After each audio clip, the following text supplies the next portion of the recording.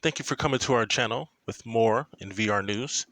Seems like a solid offering from Iron Man VR shows virtual reality. It's getting bigger, which is going to be great for almost every industry. One ironclad prediction for the future is that virtual reality will only get bigger and better. For now, however, virtual reality is content with taking baby steps forward, allowing gamers to become ironclad instead.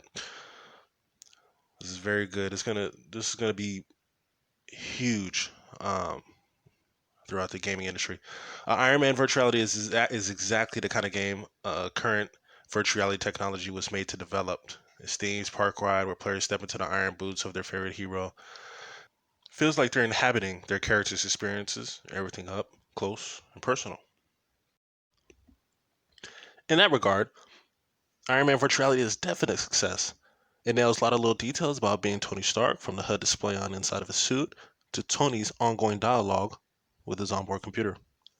The beginning of the game is where the connection to Stark himself is strongest, with Tony hanging out at his cliffside home, chatting with Pepper Potts, interacting with the environment, and testing out his gear. The developers did a great job of making things feel like a fine balance between the cinematic universe and Tony Stark's comic book origins. Once the main game lifts off, quite literally, you spend much of that time in a suit, facing off against enemies in the air, which you can shoot down with your hand cannons, boosting around the environment to navigate. It's very much the same kind of gameplay we have seen in VR before, but there's no better superhero fit than Iron Man for that kind of experience.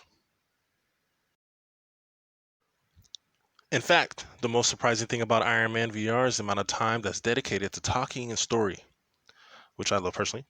This is a good choice by the developers. Instead of throwing an Iron Man shell over the shooting game, they have actually built a fun comic book story that lasts about 8 hours and really does feel like an Iron Man adventure.